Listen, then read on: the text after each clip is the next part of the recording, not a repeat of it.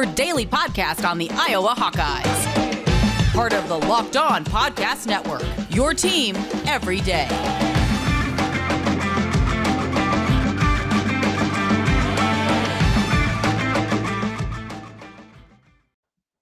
Welcome back, Hawkeye Nation, to a Friday morning episode of the Locked On Hawkeyes podcast, your daily podcast covering your Iowa Hawkeyes on the Locked On Podcast Network. As always, I am your host, Andrew Wade. Excited to be back for another show today. And if you are one of our loyal listeners on YouTube, I apologize for not getting a show out yesterday on YouTube. We did drop the podcast episode. Just the video wasn't working, so we had some technical difficulties. But nevertheless, thank you all. And I also want to thank you for making the Locked On Hawkeyes podcast your first listen every single day. You can find the Locked On Hawkeyes podcast wherever you get podcasts at by searching Locked On Hawkeyes. You can also get us at YouTube for free Monday through Friday, searching Locked On Hawkeyes. And on today's show, we're going to be breaking down everything you need to know about this upcoming game tomorrow, Iowa versus Wisconsin. What are the key storylines? How does Iowa win this game? And what is my prediction? We're doing all that on today's show. And today's episode of the Locked On Hawkeyes podcast is brought to you by McDonald's. Proudly serving communities since 1965, McDonald's has always been more than just a place to get tasty, affordable food. It's an unofficial community center. A big thank you to our friends at McDonald's for always being there. I'm loving it. Let's get into it, though. The big things. We talked to Ben Kenny and Asher Lowe of Locked On Badgers yesterday, and what we basically came to the conclusion of is that these teams are the exact same. Both of these teams prefer to run the ball. That is what they like to create their identity on, is running the football. Both of these teams have young quarterbacks making only their second season of starting, right? High-profile recruits. Graham Mertz had a better season last year. Spencer Petras has a better season this year. Both teams, traditionally very strong offensive line. Wisconsin struggling in pass protection, though, and so is Iowa. Both defenses very stout against the run and the pass. Where it comes down to is there's a little bit of a difference and a gap in the special teams unit, but overall these teams play very similar styles. They're very similar teams. And when you look at almost every advanced metric, they're basically the exact same team. So what are we going to expect when we go into Madison, Wisconsin tomorrow and play some football? It is going to be a grinded out, bloodshed, gritty game in between the trenches. Probably going to be a 10-6 type of game like we saw 5 or 6 years ago. But what are some of the key storylines going into this game that leads to that 10-6 prediction, or even a low-scoring game nevertheless? First and foremost, Iowa has to be able to stop Wisconsin's running game. Last week against Purdue, Wisconsin turned on the Jets, and they absolutely dominated Purdue in the trenches. As we discussed with Asher and Ben yesterday, they ran right at George Karlaftis. They put out 3 tight ends, one being a former offensive lineman, and just ran the ball down Purdue's throat. That is one of the reasons why I've been saying all week, I expect Iowa to be in a 4-3, if not a 4-4 in this game, because they need to stop the run first and foremost, and then worry about the passing attack, which if Wisconsin had its way, they wouldn't have to throw the ball at all. So it is important to have a couple defensive backs out there, but first and foremost, you got to stop the run, because if you can't stop the run, Wisconsin's going to control the clock. They're going to wear it on the defense, and that is how big plays happen in the third and fourth quarters, when you're killing the defense drive in and drive out on 8 to 10-minute drives where you're running the ball. What's important to note, though, is Wisconsin's offensive line is huge. They are averaging 312 pounds across their starters. Meanwhile, Iowa's defensive line is averaging 270 pounds. Now, that's not completely unexpected, but you would like to see 2 defensive tackles at least a little bit higher up, closer to that 300 range. Iowa has a lot younger of a group than we typically do in the defensive line, and it means we're going to have a little bit of a lighter group as well traditionally, or typically I would say, when you have such a young group. So 270 pounds across that offensive line, or across that defensive line. However, this lightweight, young defensive line has done a good job of holding up against the run so far. They've allowed 2.7 yards per rush, which is 8th in the nation. So how do they handle a Wisconsin rushing attack that is 42nd in rushing yards per attempt at 3.7? Well, that is the storyline that I'm going to be watching. Now, is Iowa's rushing defense good, or have they been playing opponents that aren't very good at rushing the ball? Well, that's an interesting question as well. Purdue was 128th, Penn State 88th, Colorado State 83rd, Iowa State 25th, Kent State 75th, Indiana 116th, Maryland 85th. That is in rushing yards per attempt. So they're getting a Wisconsin team that is 42nd. Going to have to stick up. They're going to have to handle that stuff. They're going to be able to show us what kind of rushing defense is this Iowa defense truly. Now, on the flip side of that, how does Iowa's undersized offensive line go up against a Wisconsin 3-4 defense? Iowa's offensive line averages 292 pounds. Now, for comparison's sake, Wisconsin, again, is up in that 312 range. That's nearly a 20-pound difference between these two offensive lines. Wisconsin's defensive line is pretty heavy. Now, that's going to be expected considering it is a 3-4 defensive line. So what that means is you only have 3 guys on the line. Your 2 defensive ends are going to be more like tackles in that regard. They're going to be a bit heavier, be a bit more focused on stopping the run, which allows your linebackers to flow freely to the ball. But that 3-4 defensive line is averaging 295 pounds. Now you look at the linebackers, relatively normal-sized linebacker group, except for Leo Chanel, who is 261 pounds. This is a behemoth of a Wisconsin defense in their front 7.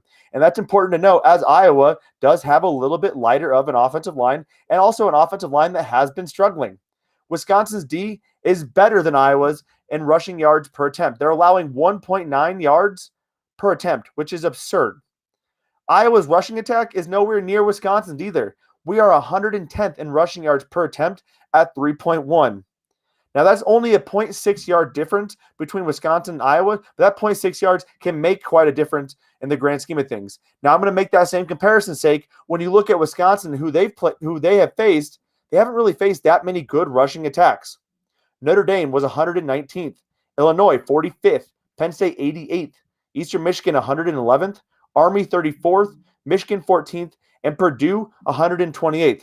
Now, when you look at what those teams did, Army, a good rushing attack, averaged 3.6 yards per carry. Michigan had 3.2.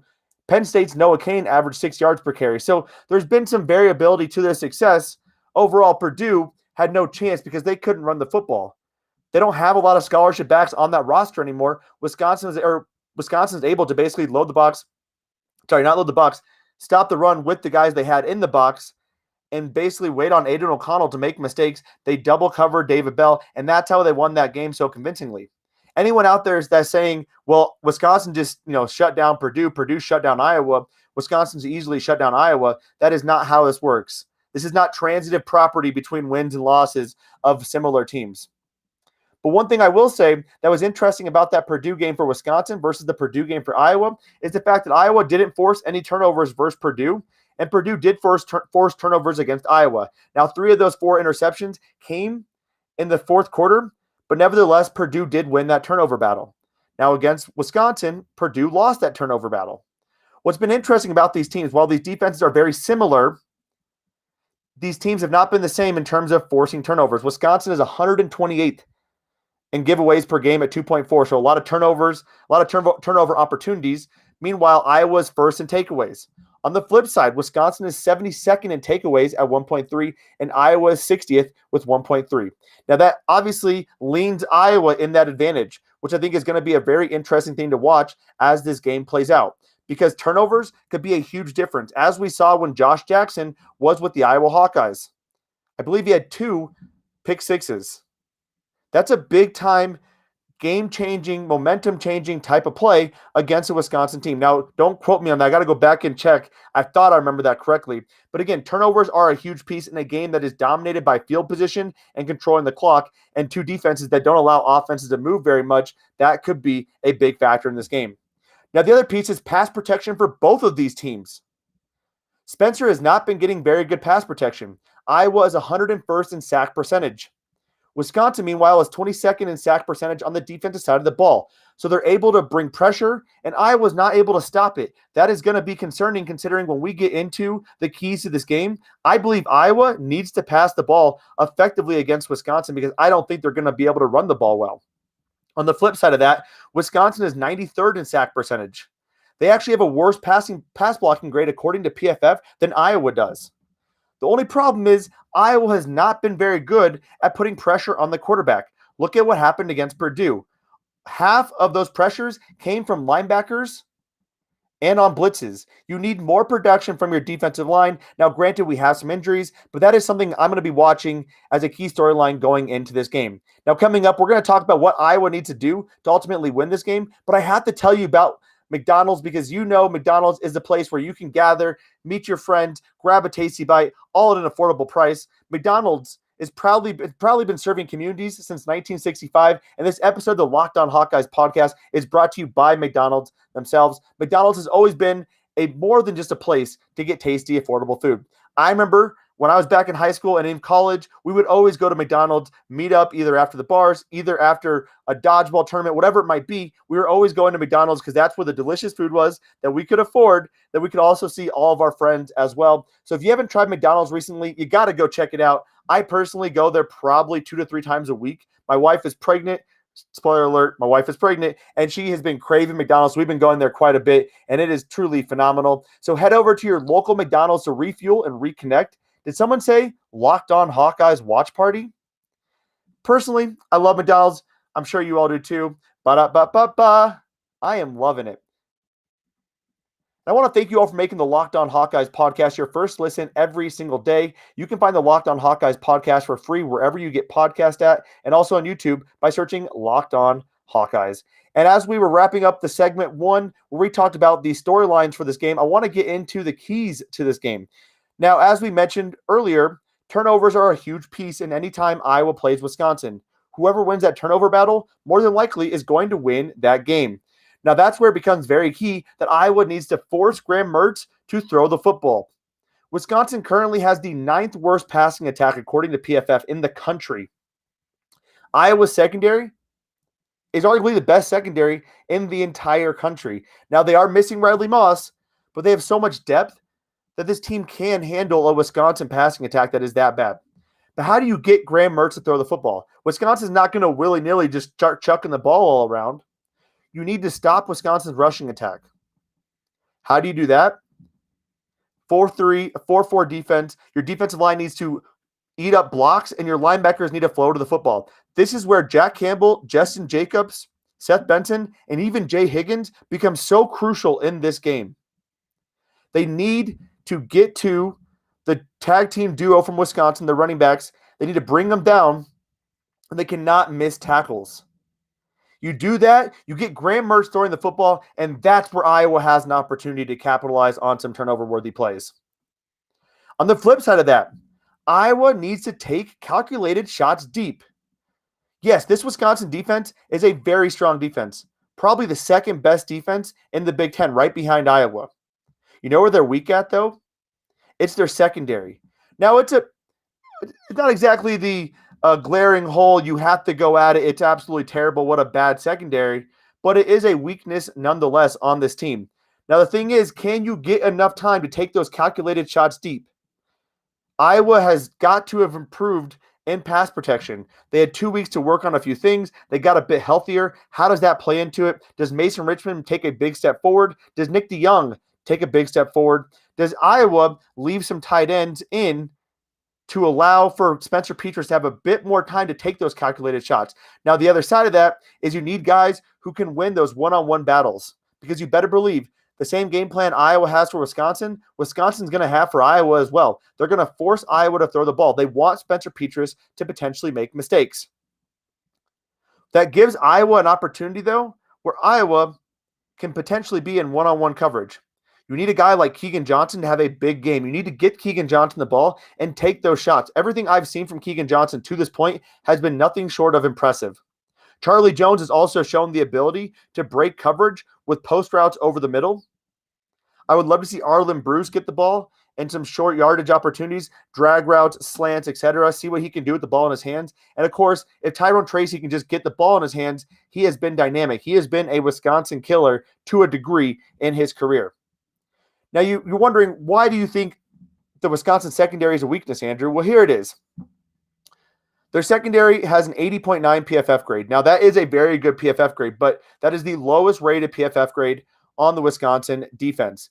But that's not why. When you look at their players individually, Caesar Williams is the 7th rated player on their defense. Dean Ingram, 15th. Alexander Smith, 22nd. Faion Hicks is even below that. Those are their starting secondary members. That's not exactly good. Colin Wilder, 8th. Scott Nelson, 17th. Those are our starting safeties. This Wisconsin team, They have some weaknesses in the secondary. Now, even more so, what we talked about with Asher Lowe and Ben Kenny is the fact that Wisconsin has been beaten deep a few times. So I took a look at the longest plays some of these guys have given up. Caesar Williams, their starting cornerback, their number one corner, has allowed a deep play of 52 yards. Dean Ingram, 56 yards. Scott Nelson, 49 yards. Alexander Smith, 34 yards. And Faion Hicks, 42 yards. Those are big-time plays that each of those guys have allowed. There are opportunities to go deep against this Wisconsin team if we can get protection. Now, looking further into it, Caesar Williams is allowing 15.7 yards per catch. Ingram is allowing 11.8 yards per catch. Nelson's allowing 12.7, and Hicks is allowing 11.7. There are opportunities here, and if I haven't made my point yet, let me give you one more stat that can drive this point home. Nelson has a PFF coverage grade of 60.5. Caesar Williams, 75.9. Faion Hicks, 51.8. Dean Ingram, 64.3. And Colin Wilder, 80. There are opportunities against this Wisconsin secondary if and only if Iowa's offensive line can hold up just enough to let Iowa's wide receivers get open. This is a big-time opportunity for the Hawks in this game. I think in order to run the ball successfully against Wisconsin, you need to have a similar attack to what you saw against Maryland, because you better believe Wisconsin's going to be focusing on stopping the run first and foremost and letting Spencer Petras try to beat them. Spencer Petras, in order to win this game, Spencer Petras needs to play above average football and connect with his wide receivers, and then I believe that opens up the rushing attack. The other way Iowa wins this game is dominant special teams. Wisconsin special teams from a kicking and a punting perspective, pretty darn good. Honestly, pretty comparable to Iowa's. Their kicker, Colin Larsh, has connected on 10 of 12 field goals, and there's not short gimme kicks, anywhere between 30 and 54 yards, I believe, for Colin Larsh. Meanwhile, Caleb Shudock, similar boat, 11 of 13.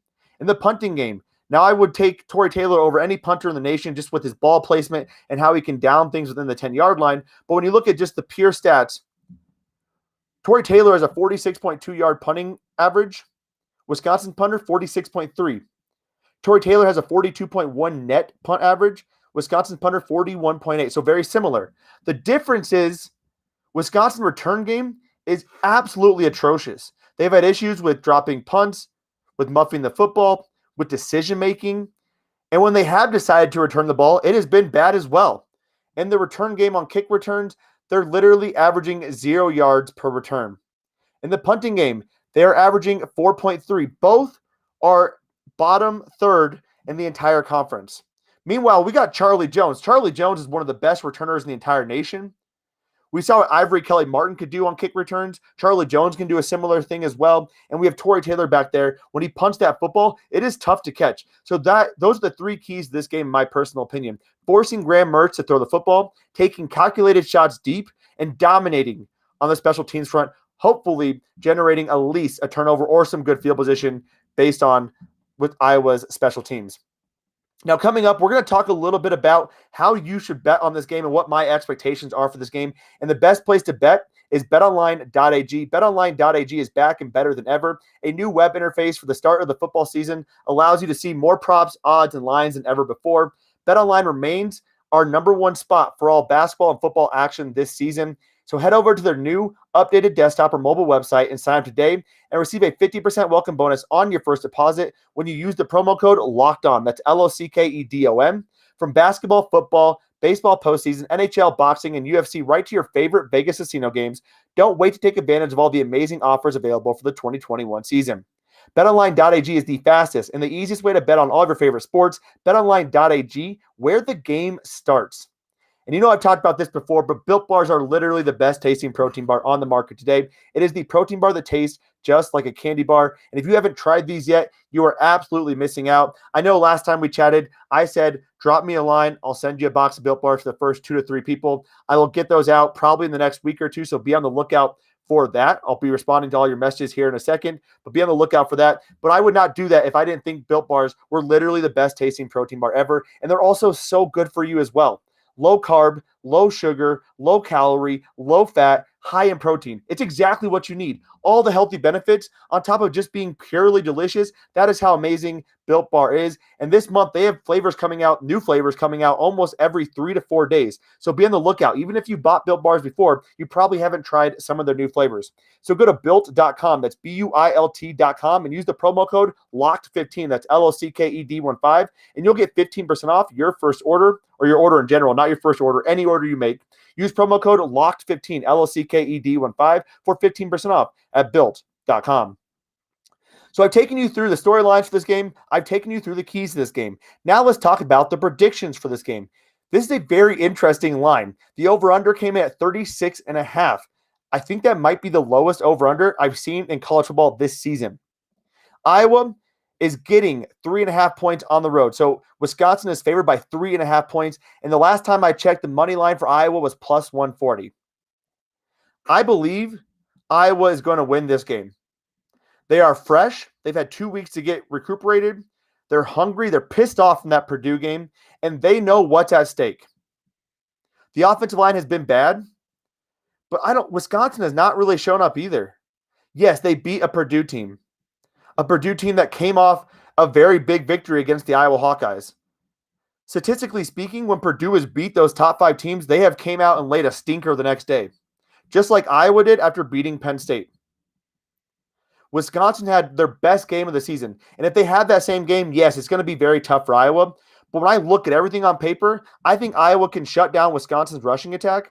I think Wisconsin's not going to be able to move the ball in the passing game. And I think Iowa has an advantage with their special teams. And I do believe if Spencer Petras can just get a few more seconds of time, or just 2.5 seconds, 3 seconds, I think Iowa can take some shots and beat Wisconsin deep to get some points in this game. Now, points are going to be hard to come by. That 36.5, I'm so tempted to take the under there. I truly believe this could be a game that is 13-10, 13-6, 13-7. Only 2 to 3 touchdowns in this entire game, maybe even a bunch of field goals. We could even see a 6-3. I mean, this could be like a Penn State 6-4 type of game. That's how ugly this could be. However, I'm staying away from that 36.5 because if one of these teams operates their game plan the way they want to, there are going to be more than 36 points on the board. If Iowa's able to take a few calculated shots, that's going to open up the rushing attack, and Iowa could then put up 24, 27 points, I believe, in this game. The wheels could fall off. If Graham Mertz starts struggling, as we saw against Notre Dame, some special teams issues, all of a sudden Notre Dame is winning by 25 points or something in that game after being down to start the fourth quarter. So there's possibilities here. So I'm actually staying away from that over-under. What I'm going to hit, though, is that Iowa plus 3.5. There is no way Iowa loses this game by more than 3 points. Now, also, personally, I actually put money on Iowa money line at plus 140. I gave you the reasons for why I think Iowa could win this game, the keys to this game, and why I think Iowa has an advantage here. I gave you the storylines. And now I'm telling you, I think Iowa could win this game. And I'm taking that money line all day. I put my bet in on Tuesday when I saw these lines come out. Well, they came out on Sunday, but I put my bet in on Tuesday after waiting for a couple bets on the NFL games and put Iowa at plus 140, getting that money line bet in for the Hawks to win this game. Now, it is going to be an ugly game. It is going to be a stressful game. I'm going to be sitting there wondering, are we ever going to score? And my guess is if you do want to place a bet on that over-under, I would take the first half under. As we've seen Iowa do against teams that they are very competitive with, teams that they are very concerned with losing the turnover battle or allowing big-time opportunities. They play very conservative early on, and they let the game come to them, just like they did against Iowa State. So if anything, I'm taking that first half under because I think both of these teams are going to start off with just feeling these teams out, feeling each other out, rushing the football, and not taking too many shots early on in the game. So if you really want to take an over-under, I would take the first half under. I'm taking Iowa plus 3.5. And Iowa money line as well. That's my prediction for this game. I'm saying Iowa wins 13-10 in this game. It is going to be a victory that leads Iowa to a clear path to the Big Ten championship. That is all I got for today, though. If you want to check out more Big Ten content, check out the Locked On Big Ten podcast hosted by Nate Dickinson every single Monday through Friday. You can find that wherever you get podcasts at and also on YouTube as well. That will do it for our show today. Remember to check out our episode with LaShawn Daniels, which will be dropping on Sunday after that hopeful Iowa win over Wisconsin. So be on the lookout for that. Have a phenomenal Friday and even better weekend. And as always, Hawkeye,